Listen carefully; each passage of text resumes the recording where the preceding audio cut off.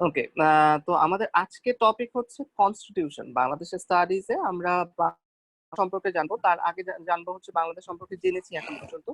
এখন আমাদের মূল টপিক যেটা আসছে সেটা হচ্ছে কনস্টিটিউশন। কনস্টিটিউশন বলতে আপনারা আসলে কি বোঝেন? What is constitution? বাংলাদেশ পরিচালনার জন্য যে বেসিক রুলস গুলো যে বইয়ের মধ্যে লেখা আছে সেটাই কনস্টিটিউশন। বাংলাদেশ পরিচালনার জন্য যে বেসিক রুলস গুলো লেখা আছে সেটাই কনস্টিটিউশন। আর কারো কোনো ওপিনিয়ন আছে? সংবিধান বলা যেতে পারে, বাংলাদেশ সংবিধান। হ্যাঁ, এটা তো হচ্ছে বাংলা হলো যে আমরা হচ্ছে যে যেকোনো বাংলায় নীতিমালা বলি প্রণয়নের ক্ষেত্রে আমরা যে বইটাকে আদর্শ হিসেবে ধরতেছি সেটাকে কনস্টিটিউশন মানে সংবিধান বলতেছি। আচ্ছা, যে কোনো নীতিমালা প্রণয়নের জন্য যে বিষয়টাকে আমরা আদর্শ হিসেবে ধরছি সেটাকে কনস্টিটিউশন বলছি। কনস্টিটিউশনটা আসল কথা কেন দরকার? এই যে আপনাদের এখানে দেখেন, আপনাদের এবারের এখনকার টপিক আছে যেটা কনস্টিটিউশন অফ বাংলাদেশ। আমরা এটা নিয়ে আগায় নিয়ে এসেছি যে কনস্টিটিউশন অফ বাংলাদেশ আজকে পড়বো, তারপরে হচ্ছে আমরা বাকি অংশগুলো যাব। এখানে কনস্টিটিউশন অফ বাংলাদেশে আমরা একটা ক্লাস দেয়া আছে, আমরা বেসিক্যালি দুইটা এবং যদি দরকার লাগে আমরা তিনটা ক্লাস ক্যারি অন করব। সো আমার প্রথম প্রশ্ন হচ্ছে যে কনস্টিটিউশনের ডেফিনেশন গেল, কনস্টিটিউশন কেন দরকার? কনস্টিটিউশনটা কি?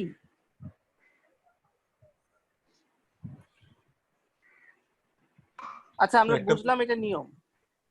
কনস্টিটিউশনটা কি আসলে? এটা দেশ কনস্টিটিউশনটা হচ্ছে কোন একটা দেশ পরিচালনার জন্য মানে জাতি ধর্ম নির্বিশেষে ওই টেরিটরিতে যারা আছে এককভাবে মত নিয়ে কিছু আইনগুলা ওখানে প্রতিষ্ঠিত থাকবে, সবাই ওটার প্রতি শ্রদ্ধাশীল থাকবে, এই অনুসারে দেশ পরিচালনা হবে। জাতি ধর্ম নির্বিশেষে সবাই মতামত দিবে, তারপরে সেটা প্রণীত হবে এবং এটা আইন হিসেবে প্রণীত হবে, এরকম কিছু বলছেন? জি স্যার, যখন একটা দেশ তৈরি হবে সেই মুহূর্তে তারা এই ঐক্যগুলা তৈরি করে নেয় দেশ পরিচালনার জন্য, দেশের ওয়েলফেয়ারের জন্য সার্বিক দিক বিবেচনা করে বহির্বিশ্ব বা কিভাবে দেশ পরিচালনা করবে সেই নীতিগুলা থাকবে কোন ধরনের কোন শ্রেণীর জন্য না, সার্বিক পুরা দেশের জন্য বিবেচনা করে। আচ্ছা, সো আমরা যদি এখানে কনস্টিটিউশন সরাসরি টার্মে যাই, কনস্টিটিউশন আসল কথা হচ্ছে যে আমার একটা দেশ পরিচালনার জন্য বা দেশ বা যে কোনো কিছু প্রত্যেকটা দেশের পরিচালনার জন্য, শুধু দেশ পরিচালনার জন্য কনস্টিটিউশন হয় না, অর্গানাইজেশনের জন্য আমরা কনস্টিটিউশন করি, কিন্তু আমি যখন দেশের জন্য আমি চিন্তা করছি, একটা দেশের সার্বিক পরিচালনার জন্য যে মূলনীতি বা নীতিমালাগুলো আছে সেগুলো যখন কোনো এক জায়গায় লিখিত থাকে বা অলিখিত থাকে, অথবা যেই দেশ পরিচালনার মূলনীতিগুলো যে জায়গায়, মূলনীতিগুলোকেই আমি একসাথে বলি হচ্ছে, বাংলায় বলি সংবিধান এবং ইংরেজিতে বলি হচ্ছে কনস্টিটিউশন। এখন বাংলাদেশের কনস্টিটিউশন নিয়ে যদি আমি কথা বলি, বাংলাদেশের কনস্টিটিউশন, বাংলাদেশ স্বাধীন হলো কত সালে? বাংলাদেশ হলো কত সালে? 1971-এ। সো আমার 71 সালের পরে আমি বাংলাদেশে একটা পরিচালনার জন্য একটা সংবিধান দরকার।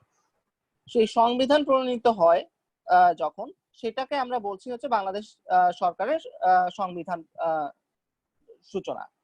সো আমাদের কনস্টিটিউশন যদি আপনি চিন্তা করেন, দেখেন the constitution of People's Republic of Bangladesh is constitutional documents of Bangladesh. It was adopted on 4th November 1972 and effective from 16 December 1972.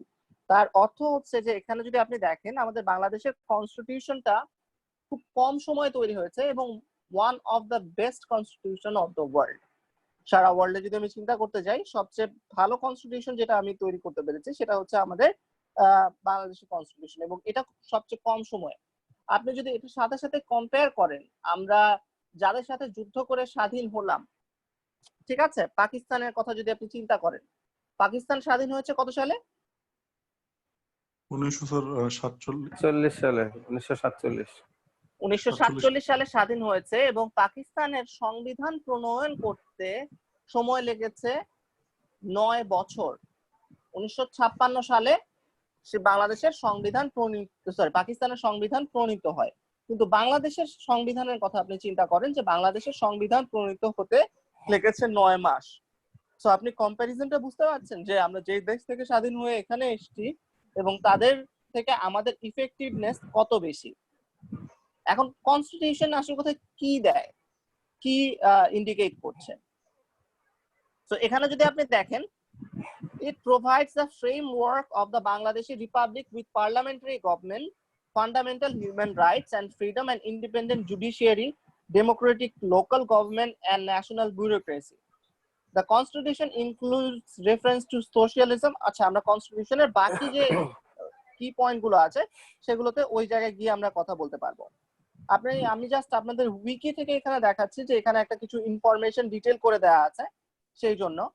So Constitution of the People's Republic of Bangladesh, আপনি যদি দেখেন first page, one of the original copy of the Bangladeshi কনস্টিটিউশনের যে জায়গায়, সেটার প্রথম পেজটা লিখিত সেই জায়গায় র্যাটিফাইড 4 নভেম্বর 1972, মানে এটাকে নেওয়া হয়েছে, এবং 16 ডিসেম্বর 1972 সালে, আজ থেকে 47 বছর আগে এখন থেকে এটা হচ্ছে তৈরি করা হয়েছে, এখন ইফেক্টিভ হয়েছে। এবং কনস্টিটিউশন ড্রাফটিং কমিটি কে তৈরি করেছে? আমি এরকম একজন কোনো পার্সন বাংলাদেশের কনস্টিটিউশন তৈরি করে নেই, এখানে কনস্টিটিউশন ড্রাফটিং কমিটি তৈরি হয়েছে, সেটার উপরে বেসিস করে আমাদের এখানকার কনস্টিটিউশনটা তৈরি হয়েছে। এখানে হচ্ছে এখানকার লিডিং ছিলেন ডক্টর কামাল, ঠিক আছে, যে কনস্টিটিউশন।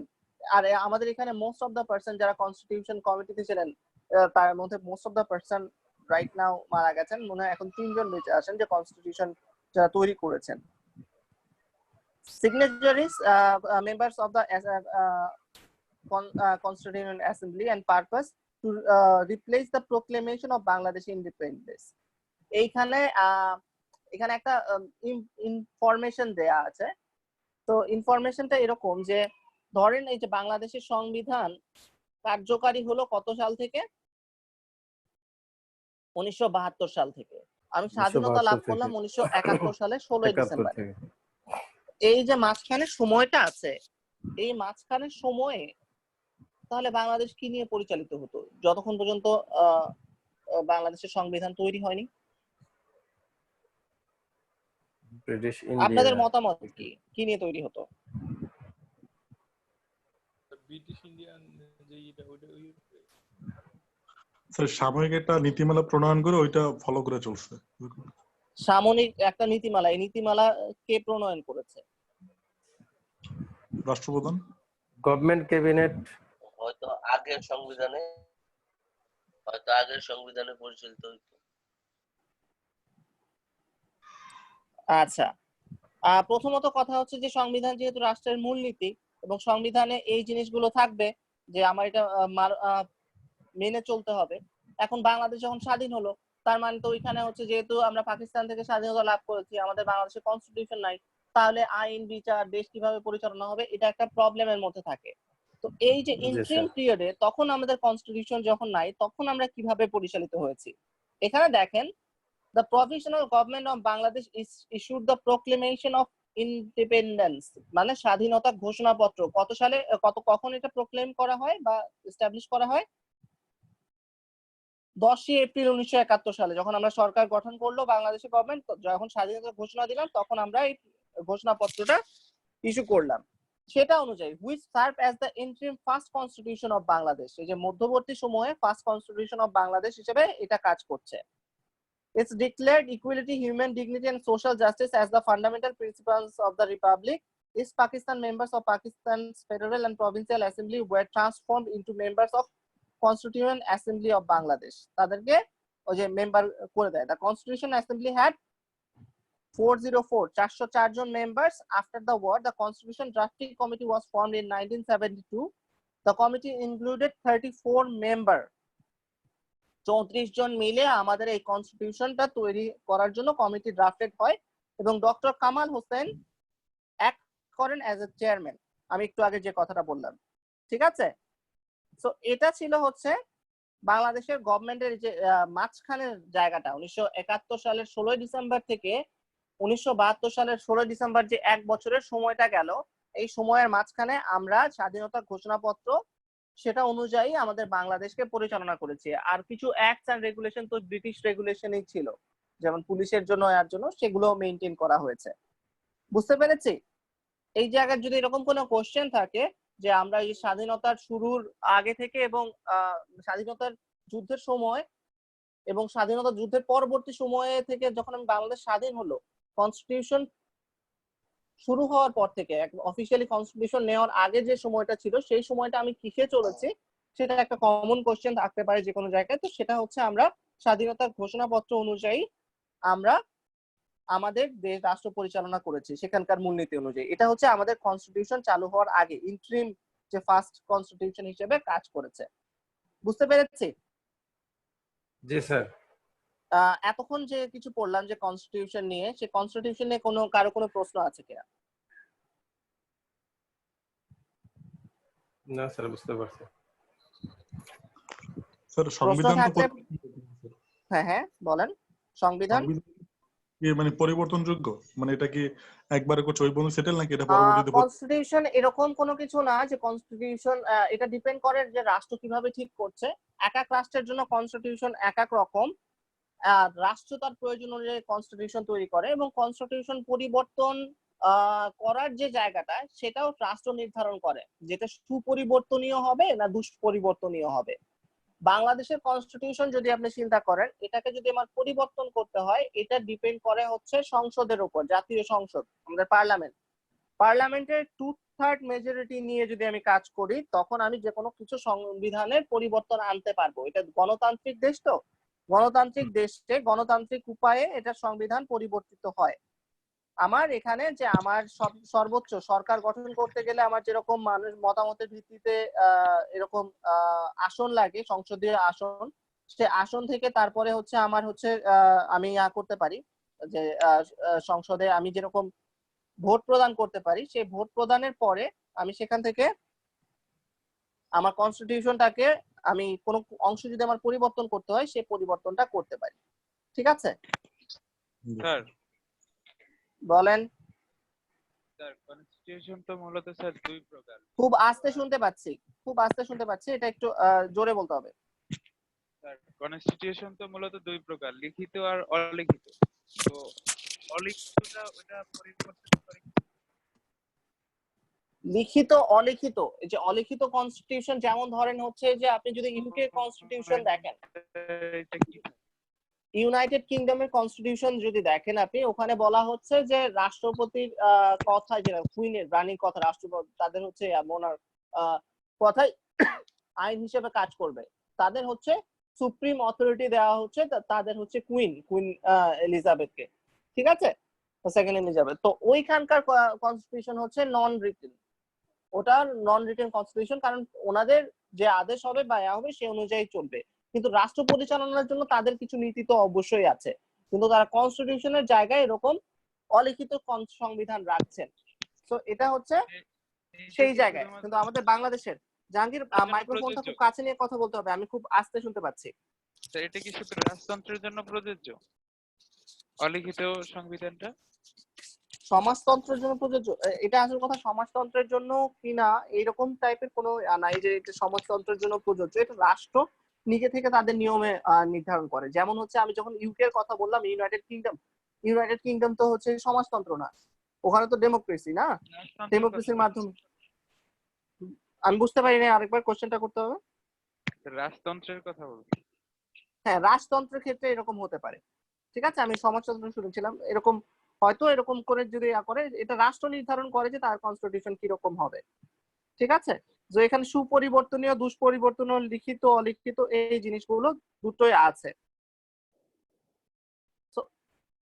এখন আমি আপনাদের সাথে যে ইয়াটা শেয়ার করব, এটা হচ্ছে যে আমাদের প্রেজেন্ট কনস্টিটিউশন, বাংলাদেশের কনস্টিটিউশনের যে লিঙ্কটা আছে সেটা। ঠিক আছে,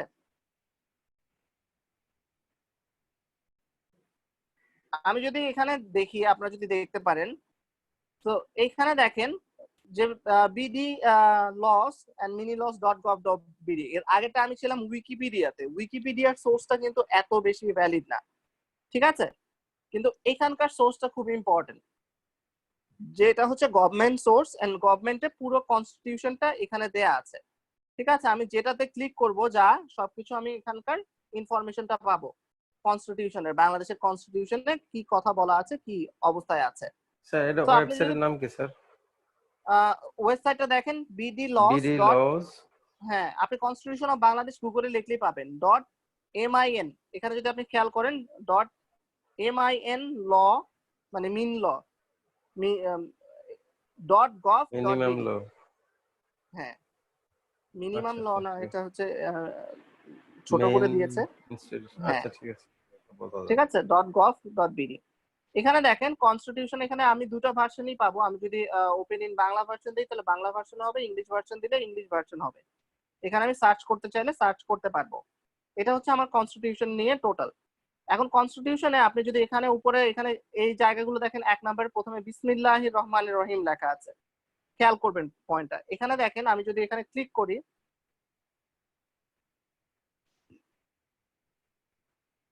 এখানে ক্লিক করলে যে জিনিসটা হবে যে এখানকার আগে যে ইয়াটা আছে সেটা চলে আসে আপনাদের ইয়াতে। আচ্ছা, এখানে হচ্ছে ওনারা ইয়াতে দেখাতে পারছেন না, কিন্তু আপনি যদি আপনার যখন আপনার মোবাইল ফোন অথবা আপনার ল্যাপটপ ইউজ করবেন তখন যে জিনিসটা হবে সেখানে হচ্ছে আপনার এখানে অ্যামেন্ডমেন্টটা কখন হয়েছে বা এই চেঞ্জটা কখন হয়েছে সেই জিনিসগুলো দেখায়। এটা ফুটনোট আকারে আসে, ঠিক আছে, বা এটার ডিটেল ইনফরমেশন আছে যে বিসমিল্লাহির রহমানির রহিম কখন অ্যাড করা হলো। তো in the name of Allah beneficent the merciful, in the name of the creator and the merciful, এই জায়গাটা হচ্ছে আমি করছি বিসমিল্লাহির রহমানির রহিম। নাও এখন কোশ্চেন হচ্ছে যে আমি যখন এই যে কাজগুলো করছি, আমার এখানে বাংলাদেশের কনস্টিটিউশনের প্রথমে যে জিনিসটা আছে সেটা হচ্ছে যে এখানে লেখা প্রিম্বল। সবাই কি শুনতে পাচ্ছি? জি স্যার, শুনতে পাচ্ছি। এখন এই প্রিম্বলটা কি জিনিস, প্রিম্বলটা কাকে বলে, কারো কোনো আইডিয়া? না স্যার। মুখবন্ধ নাম লেখা দেখছেন বইয়ের প্রথমে কোনো এক জায়গায়, হ্যাঁ হ্যাঁ, আসলে হ্যাঁ, যে আমি মুখবন্ধ। স্টার্ট আপ, ঠিক আছে। সো এটা বাংলায় যদি আমি করতে যাই তো এখন বলা হচ্ছে মুখবন্ধ, যে আমি এখানে কি সম্পর্কে বলছি এটা একটা কমপ্লিট একটা সামারি থাকা যে আমি এটা নিয়ে কথা বলছি। তো আপনি যদি এখানে দেখেন যে বাংলাদেশের কনস্টিটিউশন নিয়ে কি বলা হচ্ছে, প্রথমে মুখবন্ধতে যে জিনিসটা আছে, we the peoples of Bangladesh having proclaimed our independence on the 26th March 1971 and through a historic struggle for national liberation established the independent sovereign People's Republic of Bangladesh। এই পয়েন্টটা খেয়াল করেন, People's Republic of Bangladesh, তার মানে আমাদের বাংলাদেশের নাম কি? গণপ্রজাতন্ত্রী বাংলাদেশ।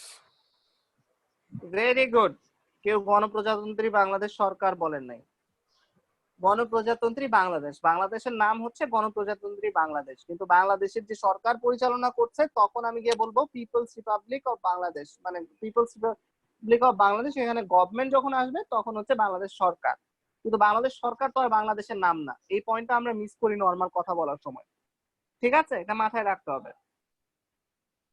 এরপরে আপনি দেখেন যে আমরা কি করছি, pledging that the high ideals of nationalism, socialism, democracy and secularism.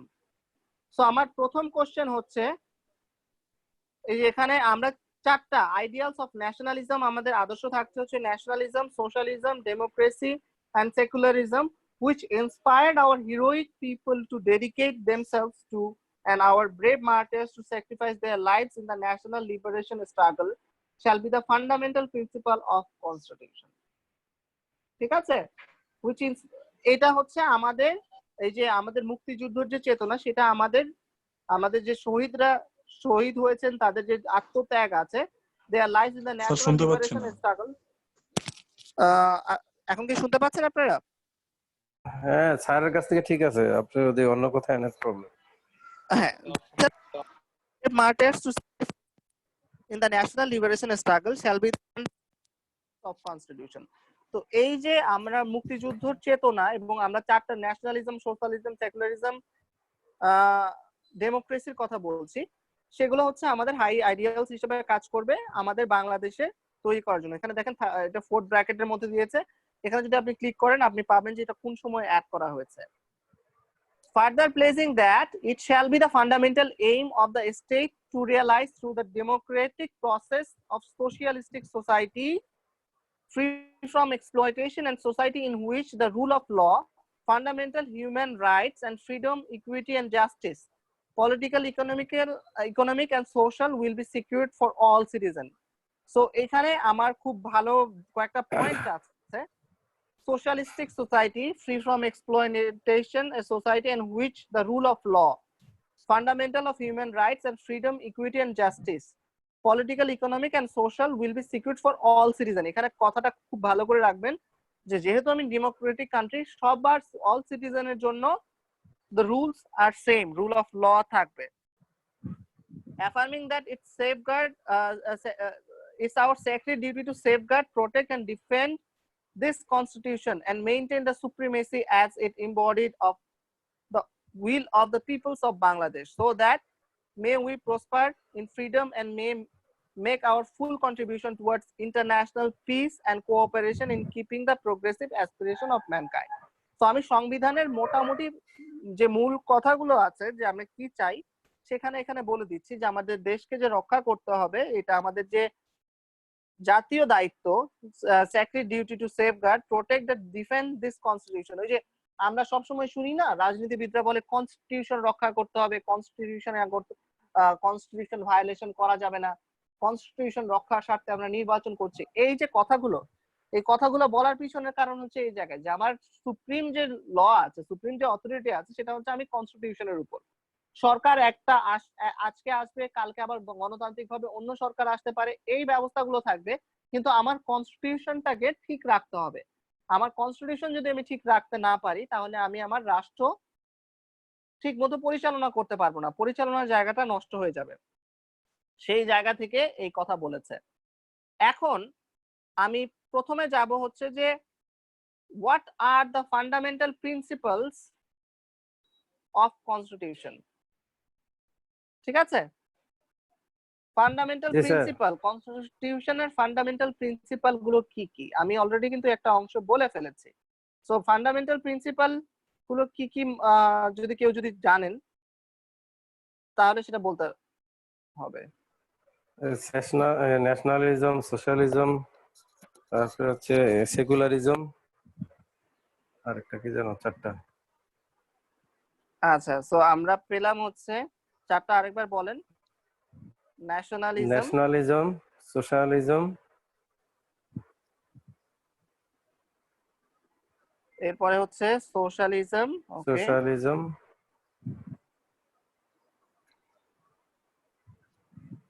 তারপরে সেকুলারিজম, ভেরি গুড, সেকুলারিজম, তারপরে এর আগেরটা বাদ পড়ে গেলাম, ভুলে গেলাম। হ্যাঁ, তাই, ডেমোক্রেসি। আচ্ছা, সো এই যে চারটা যেটা দেখছেন, nationalism, socialism, secularism and democracy, এই চারটা হচ্ছে বেসিক প্রিন্সিপাল সংবিধানের অফ দ্য মূলনীতি, constitution. Fundamental principle of the constitution. Constitution, ঠিক আছে? জি স্যার। তো আমরা এটাকে সরাসরি বলি হচ্ছে ফান্ডামেন্টাল প্রিন্সিপালস। সো এখন আমাকে বলেন আপনারা কি বোঝেন? প্রথম কথা হচ্ছে ন্যাশনালিজম বলতে কি বোঝেন? জাতীয়তাবাদ।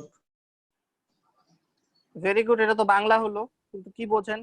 এটা বলতে বোঝাচ্ছে যে যে বাংলাদেশের টেরিটরির মধ্যে যে যে প্রান্তে থাকুক না কেন, যখন কোনো বিষয়গুলো আসবে, রাষ্ট্রীয় বিষয়গুলোকে সবাই এটা এককভাবে মেনে নেবে।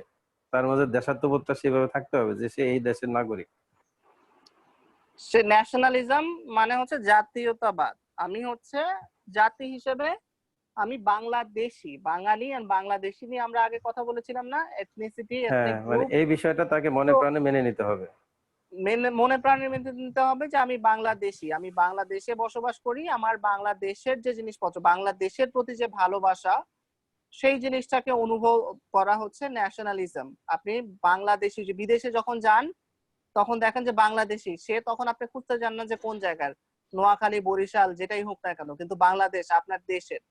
এই ন্যাশনালিজমটা আপনি ফিল করেন হচ্ছে সবচেয়ে বেশি যখন আপনি দেখেন হচ্ছে যে ক্রিকেট খেলছেন, ক্রিকেট খেলার মাঠ বা অন্যান্য জায়গায়, যখন আমার দেশের সাথে অন্য দেশের খেলা হচ্ছে, ওইখানে দেখেন সাকিব আল হাসান ওয়ার্ল্ড চ্যাম্পিয়ন হলেও মানে ম্যান অফ দ্য ম্যাচ হলেও আপনাকে কোনো কিছু দিবে না, তাই না?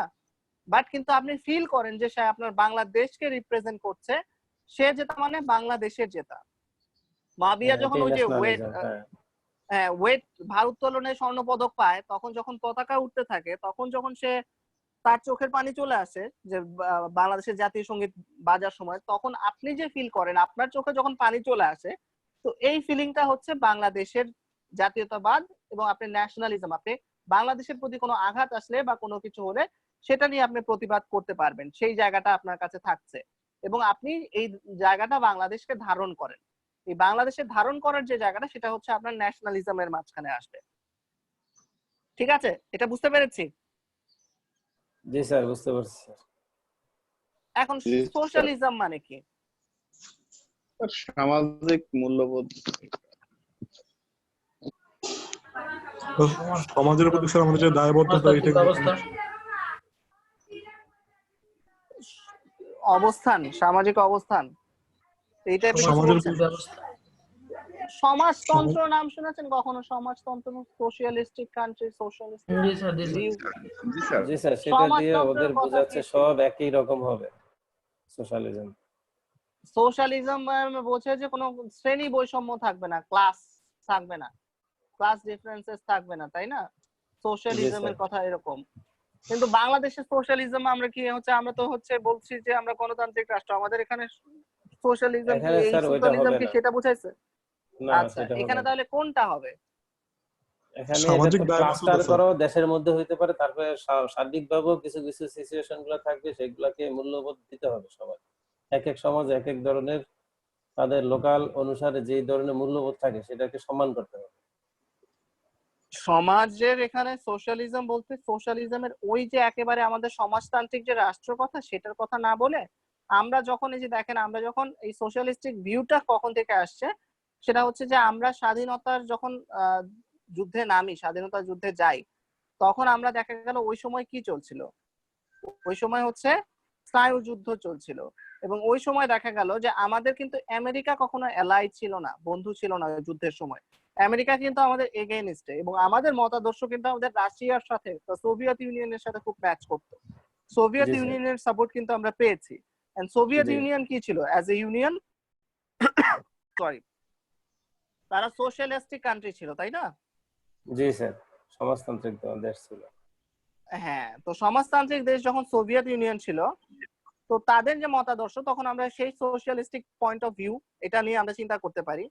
কিন্তু দেখা গেল যে সমাজতন্ত্রের ওই এসেন্সটা না, আমরা সমাজতন্ত্রের মূলনীতিতে যেখানে আমরা যে কথা বলছি যে সোশ্যালিজম দিয়ে আমার সংবিধানের মূলনীতির বোঝাচ্ছি যে আইনের চোখে সবার সমান থাকবে।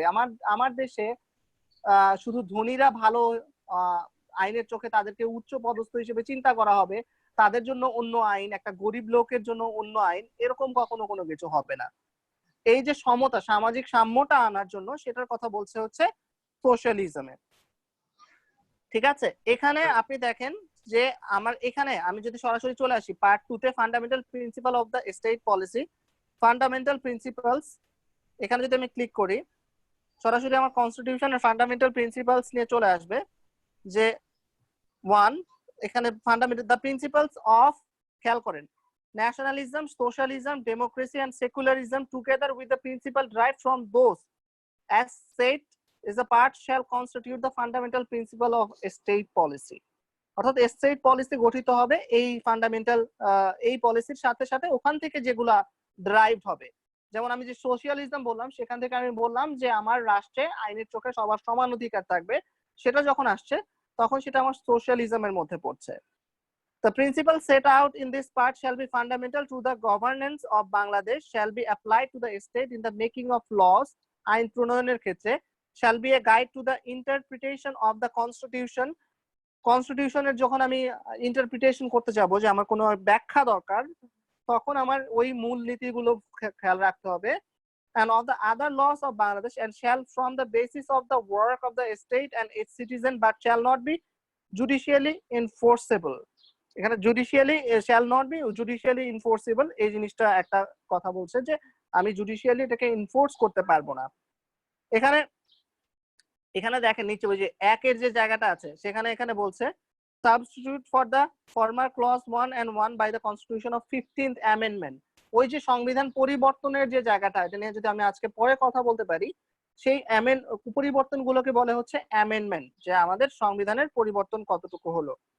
ঠিক আছে, তো আমি ছিলাম হচ্ছে যে কথাটা, সেটা হচ্ছে ন্যাশনালিজম, সোশ্যালিজম, এই যে টোটাল আমার কনস্টিটিউশনের মূলনীতির যে জায়গাটায় ফান্ডামেন্টাল প্রিন্সিপালস। তো এইখানে দেখেন 10 নম্বরে আছে সোশ্যালিজম। তো আমরা সোশ্যালিজম নিয়ে কথা বলছিলাম, সোশ্যালিজমে আসলে কি বলে। এইখানে দেখেন ওই যে আমরা সোশ্যালিজম যে মূলনীতি ছিল সেখানকার এখানে বলছে যে a socialistic economic system shall be established with a view to ensuring the attainment of a just and egalitarian society free from exploitation of man by man. এখন কথা হচ্ছে egalitarian society কি জিনিস, কি বুঝতেছেন?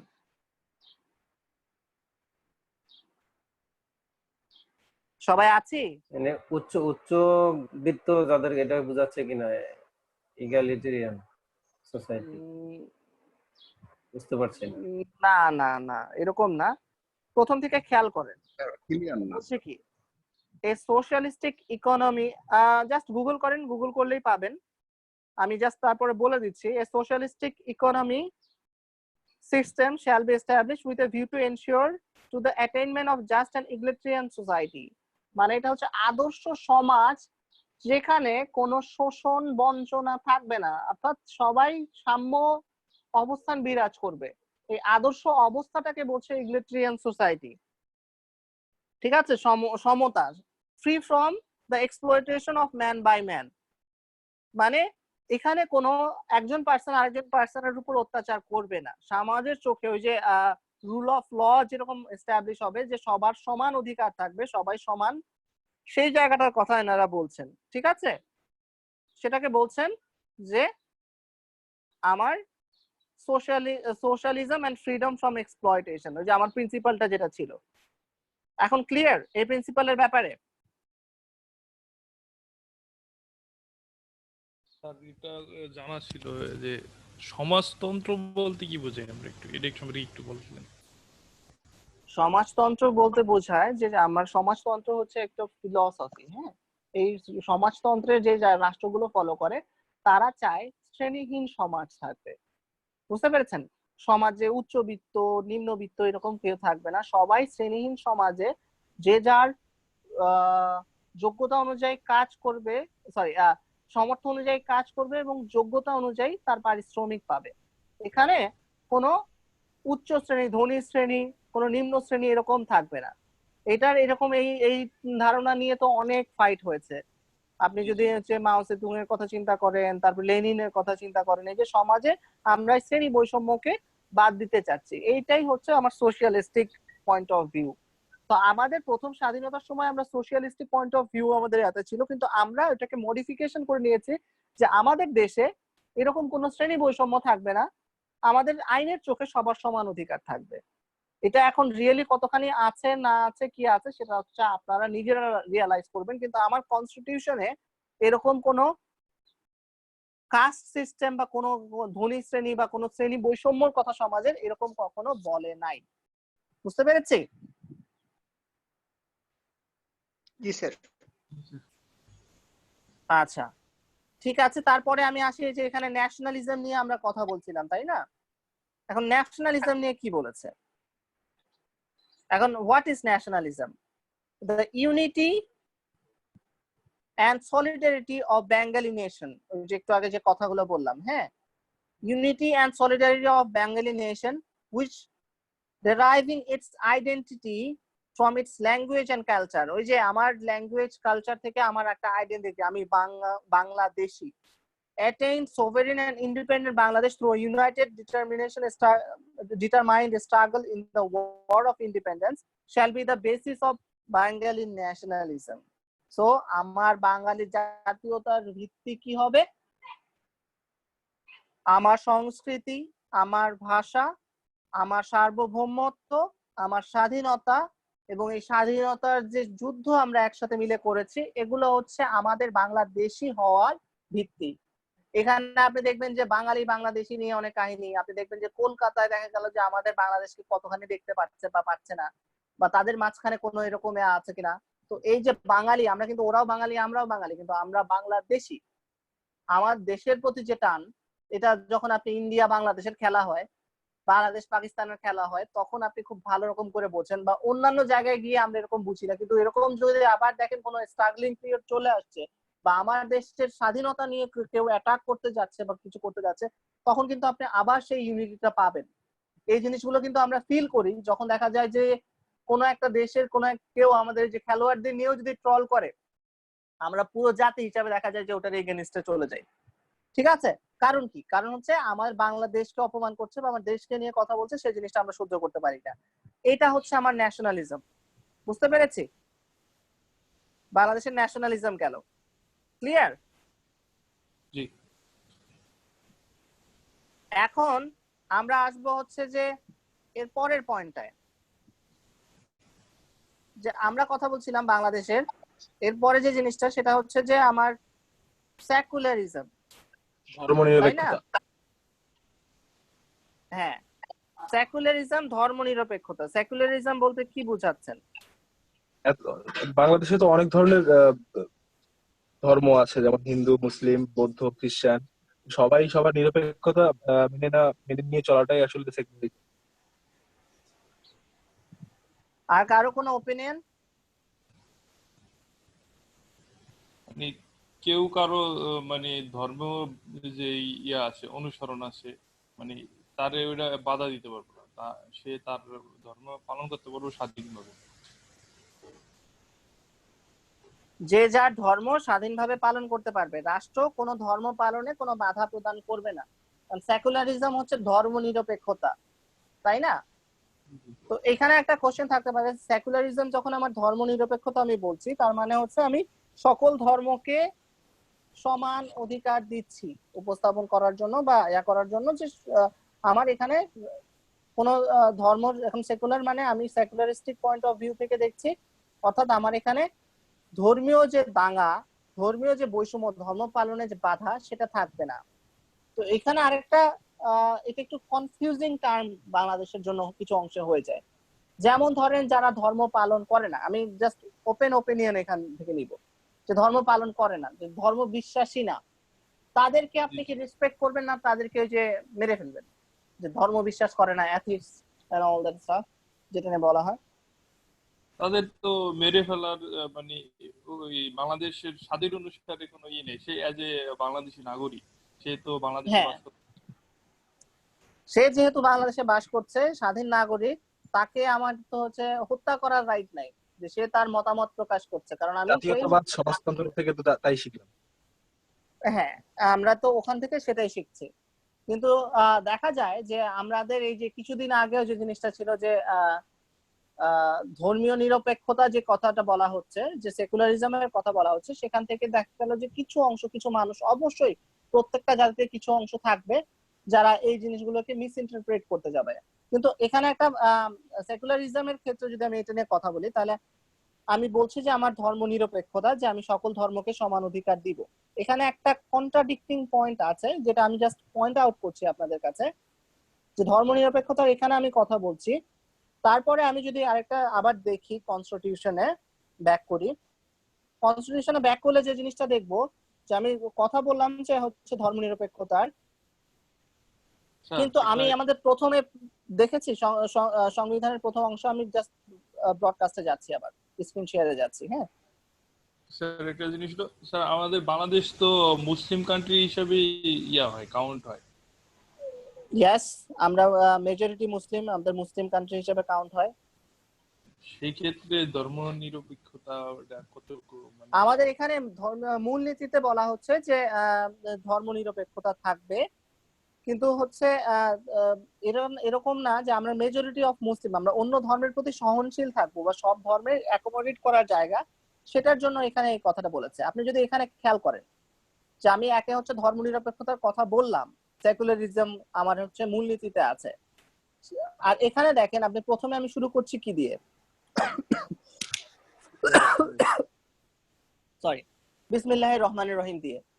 যখনই আমি শুরু করছি বিসমিল্লাহির রহমানির রহিম দিয়ে, তার অর্থ হচ্ছে আমি সেকুলারিস্টিক পয়েন্ট অফ ভিউ থেকে আমি যদি ওই সেকুলারিস্টিক চিন্তা করি যে আমার এখানে কোনো ধর্মের কোনো প্রাধান্য থাকবে না, সবাই সমতায় থাকবে, তখন কিন্তু এই জিনিসটা এরকম থাকে না, বিসমিল্লাহির রহমানির রহিম থাকে না। এবং এই বিসমিল্লাহির রহমানির রহিম থাকবে কি থাকবে না এটা নিয়ে হচ্ছে পলিটিক্যাল পার্টিজদের মধ্যে অনেক কন্ট্রাডিকশন চলে গেছে, যে কেউ বলছে না বিসমিল্লাহির রহমানির রহিম থাকতে হবে না, সেকুলার কান্ট্রি হলে এটা করা যাবে। এটা নিয়ে অনেকের অনেক মতামত আছে, কিন্তু at the end of the day আপনি যদি মানুষের মত আদর্শ বা মতামতকে প্রাধান্য দিতে চান, বা কোনো পার্টি এই রিস্কটা নেয় নাই যে এখানে আমার কনস্টিটিউশন থেকে বিসমিল্লাহির রহমানির রহিম উঠিয়ে দেওয়া হবে, বা এই জায়গাটা কেউ যায় নাই। কেন যায় নাই?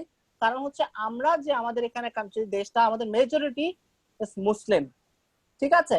সো কোন পার্টি হচ্ছে ডেমোক্রেসির জায়গাটা আছে, প্রত্যেক পার্টি চায় হচ্ছে তার ইলেকশনে যেতে হবে এবং পিপলস চয়েস থাকতে হবে, মতামতের ভিত্তিতে সরকার গঠন হবে, তারা ওই রিস্কে যায়নি। এটা একটা পয়েন্ট। আরেকটা পয়েন্ট হচ্ছে যখন আমি বলছি সেকুলারিজম আর আমার মেজরিটি যখন হচ্ছে ইসলাম, তো সেই লজিকে আমি এখানে এটা রাখতে পারি, ঠিক আছে, যে বিসমিল্লাহির রহমানির রহিম আমার মেজরিটি আছে এই জন্য আমি এই কথা বলছি, বাট আমি অন্য ধর্মকেও সেই জায়গাটা প্রদান করছি, সেই সহনশীলতার জায়গাটা দিচ্ছি। এই কথাটা বলার জন্য এই জায়গাটায় এই কথাটা এসছে। তো আমি এখন এখানে দেখবো যে এই যে আমি এতক্ষণ যে কথাগুলো বললাম সেটা জেনুইন বেসিসটা কোথায়, ঠিক আছে? যে আমি যে কথাগুলো বলছি এখানে, যে আপনার যে যে ইসলাম নিয়ে কথা হলো, বিসমিল্লাহির রহমানির রহিম নিয়ে কথা হলো, আমি পলিটিক্যাল পার্টির কথাও বললাম, তো এখানে এসে দেখেন আমি যখন এই যে সেকুলারিজমে যাই, এই যে এগুলো কিন্তু আমার পুরো কনস্টিটিউশনটা আছে, আপনারা যে কাজটা করবেন ক্লিক করে করে দেখে নেবেন। এখানে দেখেন এখন আমরা পড়বো হচ্ছে কনস্টিটিউশন কি বলছে। স্যার একটা কোশ্চেন ছিল প্লিজ। স্যার, এই যে যারা ধর্ম বিশ্বাস করে না কিংবা যারা মানে নাস্তিক, এক কথায় দেখা যায় যে এরা আবার অন্য ধর্ম নিয়ে উস্কানিমূলক কথা বলে, এইটা নিয়ে স্যার মানে আমাদের সংবিধানে কি বলা আছে?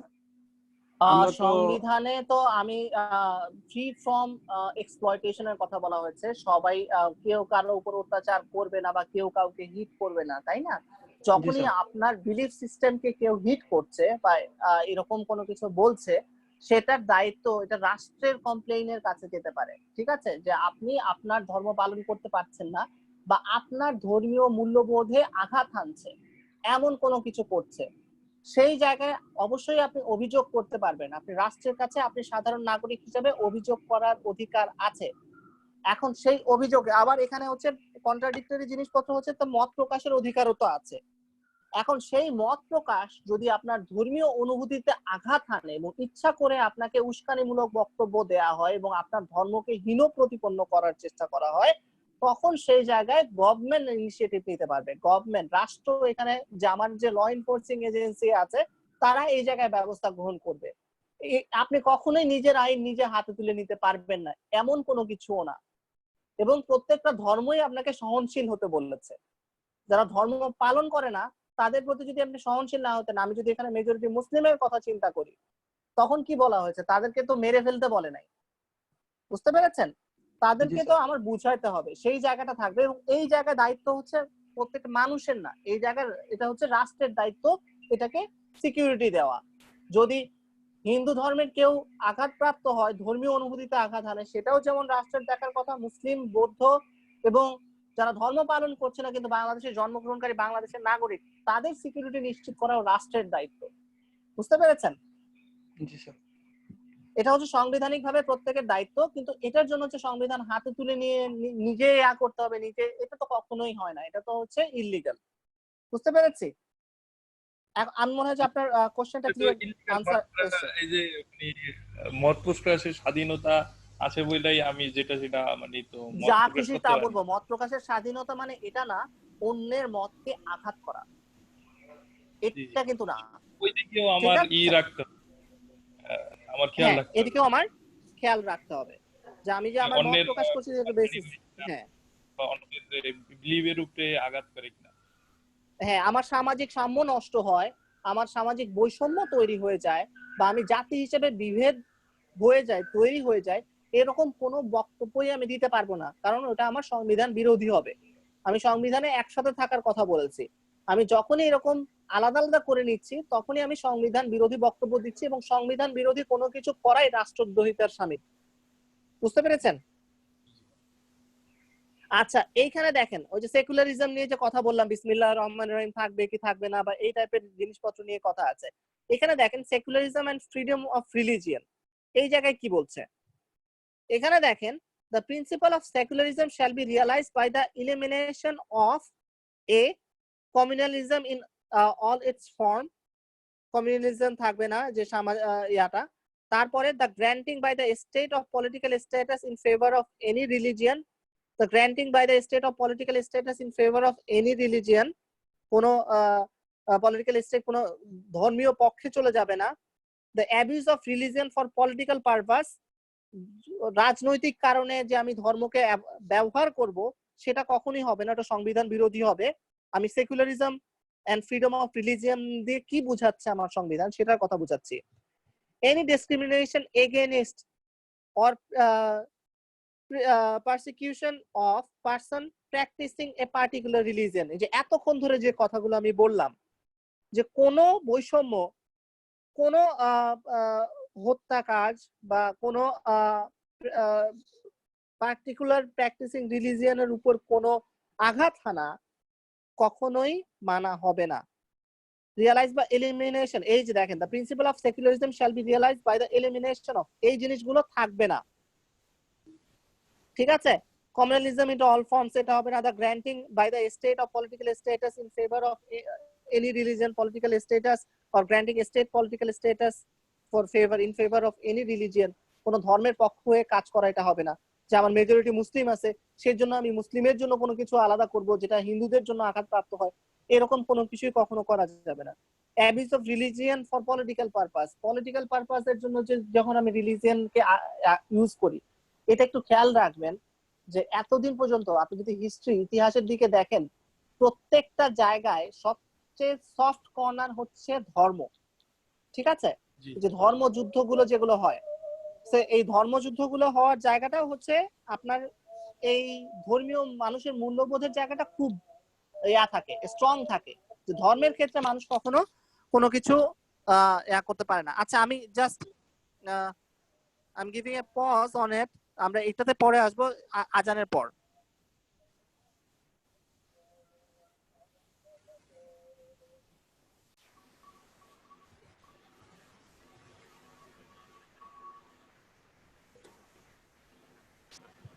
আচ্ছা আপনি যদি এখন এখানে দেখেন যে আমরা state of religion, the abuse of religion for political purpose কখনোই করা যাবে না, কিন্তু ওই যে তারপরেও হচ্ছে আমাদের রাষ্ট্রে দেখা যায় যে হচ্ছে এই যে এতদিন যত যুদ্ধগুলো যা কিছু চিন্তা করেন আপনি যদি দেখেন, তাহলে দেখা গেল যে ধর্মকে একটা পুঁজি করে যে কোনো মতাদর্শ আমার রাষ্ট্র বলেন, আপনি যদি পাশের দেশেও দেখেন এই জায়গাগুলো দেখা গেল যে ধর্মীয় বিশ্বাসটা অনেক বড় একটা রোল প্লে করে ডেমোক্রেসির ক্ষেত্রে, পলিটিক্যাল পার্টিস গুলো তো এই জায়গাগুলো নেয়, কিন্তু এটা নেওয়ার কথা আমার কনস্টিটিউশন কখনোই বলে নাই। Abuse of religion for political purpose, ধর্মীয়কে হীন করে যে কোনো ভাবে ইউজ করা হবে সেই জায়গার কথা বলছে না।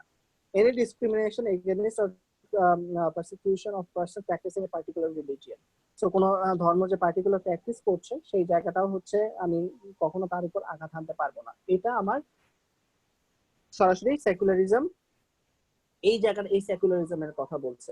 তো আমি বুঝতে পেরেছি আমার মূলনীতি, তিনটা মূলনীতি কিন্তু আমার অলরেডি শেষ। তিনটা মূলনীতি কি কি গেল?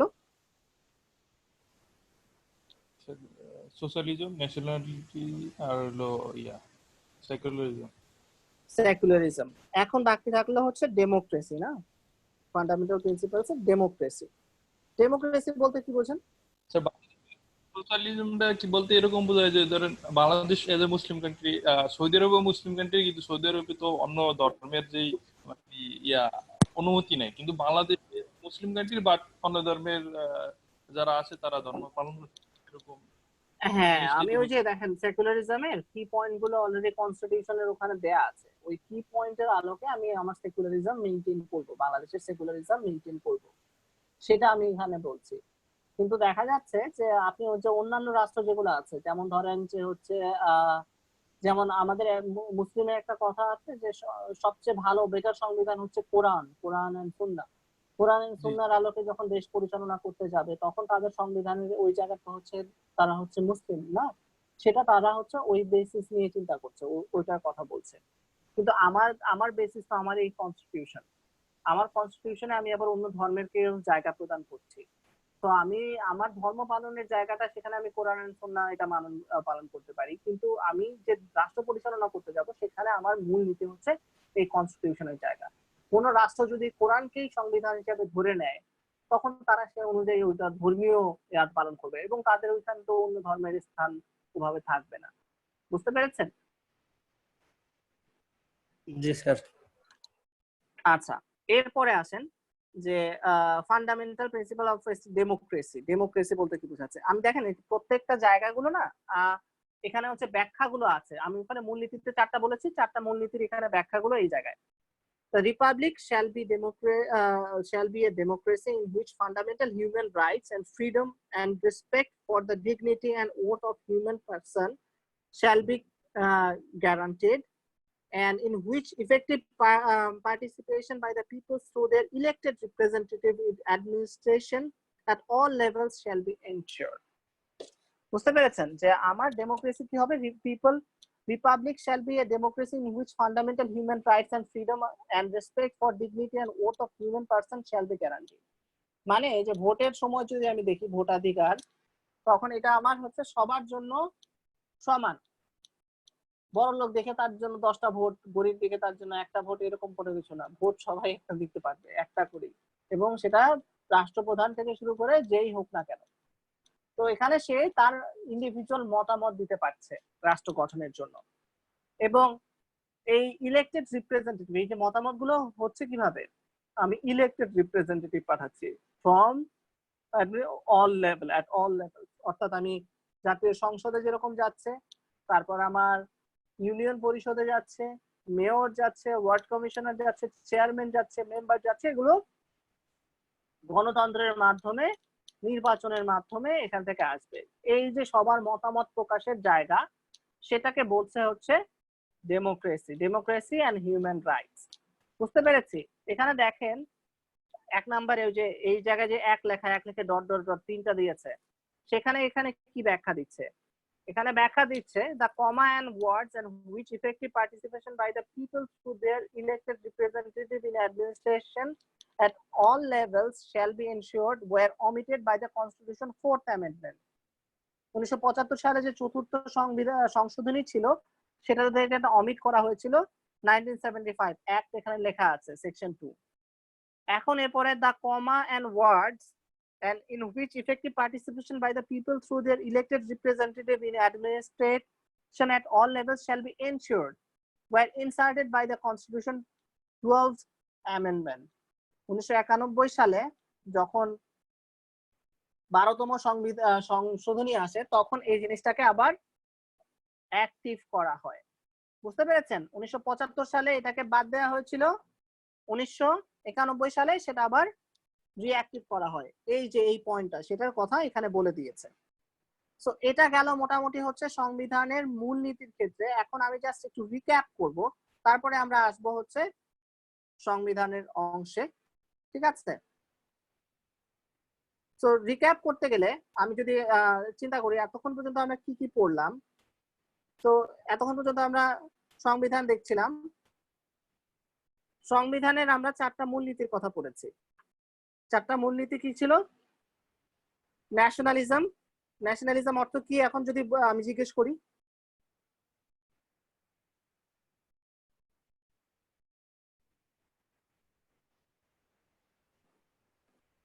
ন্যাশনালিজম কারো কোনো ওপিনিয়ন? দেশের প্রতি দায়বদ্ধতা, দেশের প্রতি স্যার আমাদের বলেন। হ্যাঁ, মানে ভালোবাসাটা প্রকাশ করা, বা দেশের যে কোনো বিপদের সময় আমরা সবাই একত্র হয়ে সেটাকে মোকাবেলা করা, এটাকে বোঝানো হচ্ছে স্যার ন্যাশনালিজম। আচ্ছা, সোশ্যালিজম? হ্যাঁ বলেন। আমরা মনে করি আমরা যে বাংলাদেশী, এটা হৃদয়ে ধারণ করাটাই হচ্ছে ন্যাশনালিজম, আর হচ্ছে সোশ্যালিজম হচ্ছে সমাজে সকলে সম অধিকার প্রণয়ন করাই হচ্ছে সোশ্যালিজম, আর হচ্ছে ছিল কি, তারপরে কি ছিল বলেন আপনারা? সেকুলারিজম। গুড। সার্কালিজম হচ্ছে সকলকে ধর্ম ধর্মের প্রতি শ্রদ্ধাশীল হয়ে সকলকে সকল ধর্মের প্রতি শ্রদ্ধাশীল হয়ে প্রত্যেকে নিজ ধর্ম পালনের অধিকার প্রণয়ন বা হচ্ছে স্বাধীনতা প্রণয়ন। স্বাধীনভাবে সকলে সকল নিজের ধর্ম মানে পালন করতে পারবে এরকম। সবাই ধর্ম সকল ধর্মের কারো প্রতি উপর কারো শ্রদ্ধাশীল হয়ে আঘাত হবে না, শ্রদ্ধাশীল থাকবে এবং সহ অবস্থান থাকবে। সকল আর ডেমোক্রেসি আচ্ছা। হচ্ছে প্রত্যেকের হচ্ছে মানে মতামত প্রকাশের সম অধিকার। স্বাধীনতা, মত প্রকাশের স্বাধীনতা, মত প্রকাশের স্বাধীনতা থাকবে, ডেমোক্রেসি। তাহলে আমরা এই যে চারটা পাইলাম হচ্ছে, আমি যদি এরকম জিজ্ঞেস করি, কোশ্চেনটা যদি এরকম থাকে, what are the fundamental principal of Constitution of Bangladesh.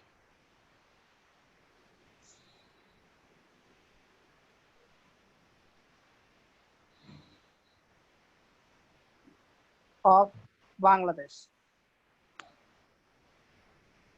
So এটা যদি আপনার কোশ্চেন থাকে, what are the fundamental principle of Constitution of Bangladesh, তো আপনার এখানে এই যে চারটা পয়েন্ট বলতে হবে কনস্টিটিউশন কোথা থেকে আসে, এবং এই চারটা পয়েন্টের কিছু ডেসক্রিপশন থাকতে হবে। এখানে আপনি কনস্টিটিউশন ফলো করে নিতে হবে যে কনস্টিটিউশনে কি বলেছে।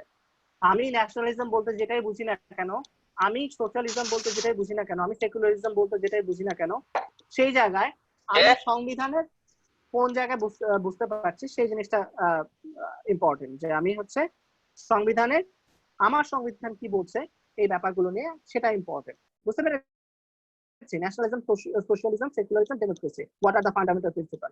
এখন কোশ্চেন হচ্ছে যে বাংলাদেশের সংবিধানের পার্ট কয়টা? How many parts are there in the constitution of Bangladesh? এটা হচ্ছে কোশ্চেন। ঠিক আছে, যে বাংলাদেশের কনস্টিটিউশনের পার্ট কয়টা কেউ জানেন?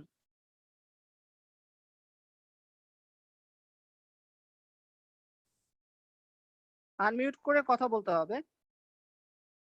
স্যার জানি না স্যার।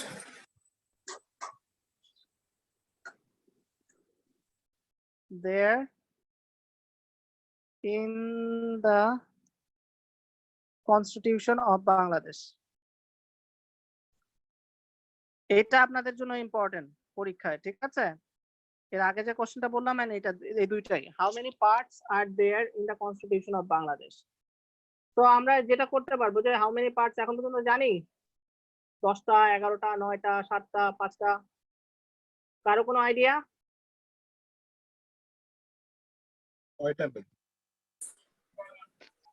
ভুলে গেছি স্যার। সালের সঙ্গে প্রণীত হয়, গৃহীত এত সালে, মনে নেই স্যার। আচ্ছা, ভালো হয়েছে, ভুলে যাওয়া ভালো।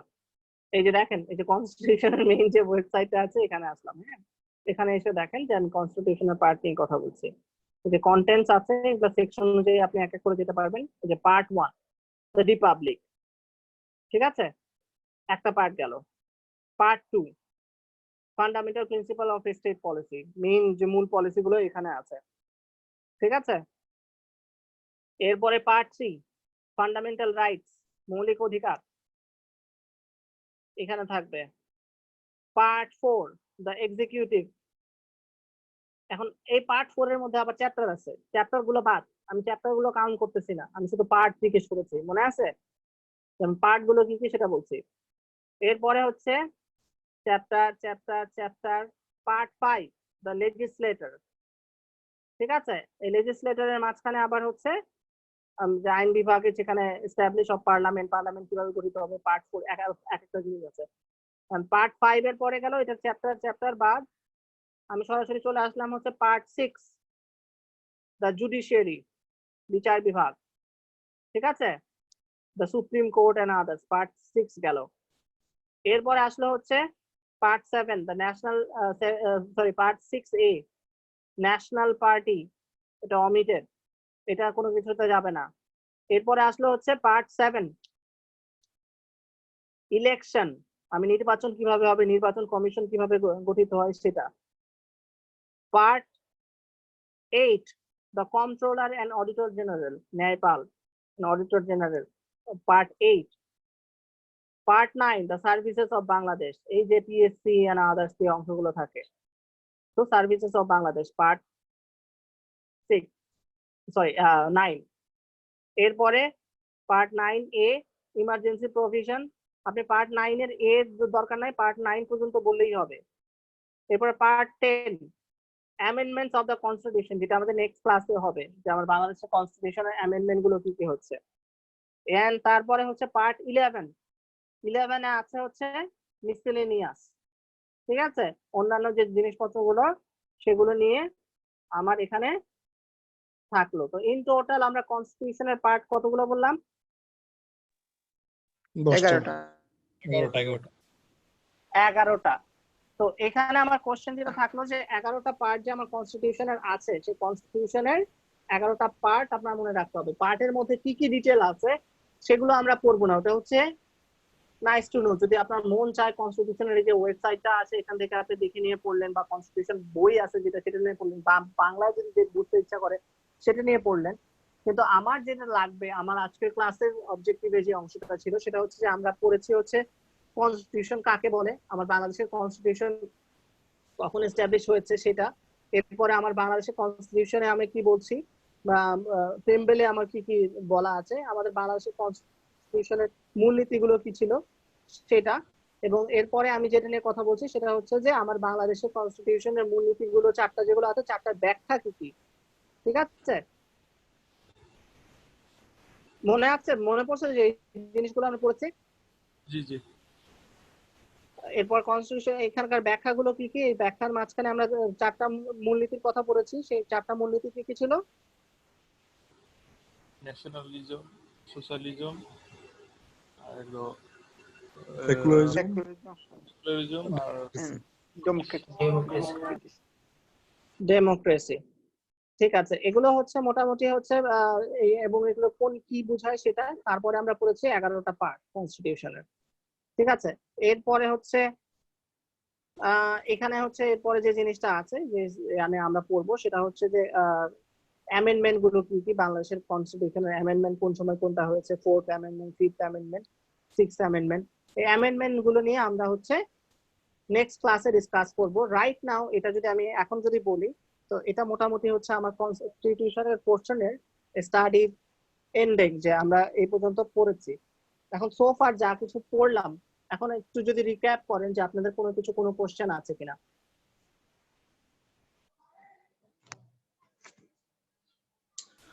যে অ্যাসাইনমেন্ট 2 দিছিলেন ওইটাই কি আমাদেরকে স্যার যে মেজর দুইটা মানে ফেস্টিভ্যাল নিয়ে ওটার রিচুয়াল গুলো লিখতে বলছিলেন? আমি জাস্ট এটা কনফিউশন আছে এটার জন্য। ওটা লিখতে বলেছিলাম হচ্ছে যে মেজর আপনার কি কি ফেস্টিভ্যালস আছে, কি আমরা সেলিব্রেট করি, সেই জায়গাগুলো লেখার কথা ছিল। আমি দেখেন আপনাদের কোশ্চেন দিয়ে দিচ্ছি। What are the fundamental principle of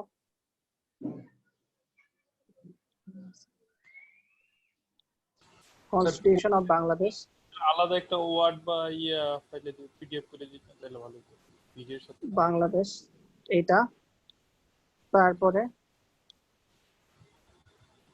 এখানে এই কোশ্চেনের পরে সাথে থাকবে হচ্ছে explain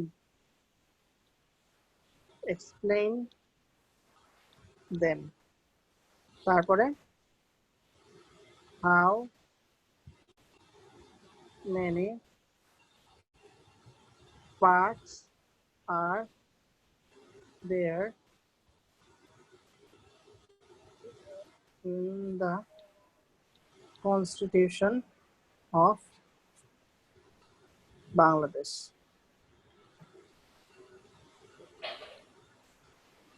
Write them in proper sequence. ঠিক আছে, এখানে খেয়াল রাখতে হবে যে যখনই আমি প্রপার সিকোয়েন্সে বলছি আমি কিন্তু সিরিয়ালি লিখতে বলছি, হ্যাঁ, যে কোন পার্টে কি আছে সেই জিনিসটা। ওকে, এরপরে একটা ছোট কোশ্চেন থাকতে পারে যেরকম যে আমরা ইন্টারিম পিরিয়ডে যখন আমরা স্বাধীনতা যে কখন ইনেক্টেড হলো আমার পার্লামেন্ট, তার আগে আমরা এই যে মাঝখানের সময়টা আমরা কিসের উপর ভিত্তি করে চলেছি, সেই যে কথাটা, এই টাইপের জিনিসপত্রগুলো থাকতে পারে। বুঝতে পেরেছেন? তো এটা হচ্ছে মোটামুটি আমার কনস্টিটিউশনের বেসিক। কারো কোনো কোশ্চেন আছে? স্যার 2 নম্বর কোশ্চেনটা একটু যদি ভালো করে বলতেন।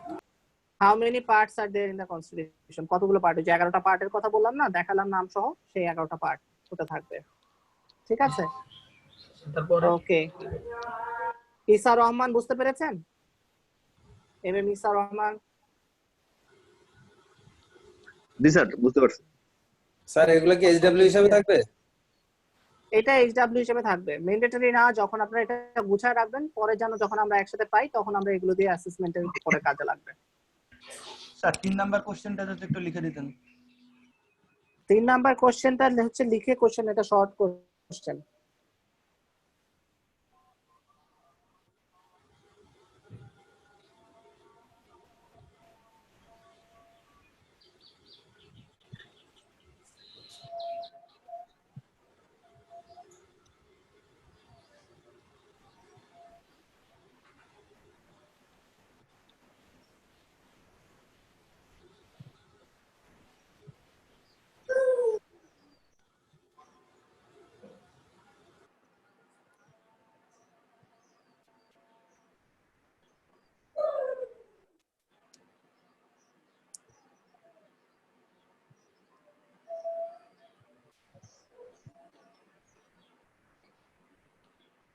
এখানে দেখেন কোশ্চেনটা হচ্ছে এরকম, Bangladesh, what was the policy of Bangladesh before the enactment of the constitution of Bangladesh? তার মানে কোন সময়টা বুঝতে পারছেন?